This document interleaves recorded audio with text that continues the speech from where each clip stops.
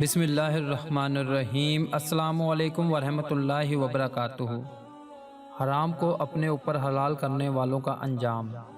ابو مالک اشعری رضی اللہ عنہ کہتے ہیں کہ رسول اللہ صلی اللہ علیہ وآلہ وسلم نے فرمایا، میری امت کے کچھ لوگ شراب نوشی کریں گے اور شراب کا نام کچھ اور رکھ لیں گے۔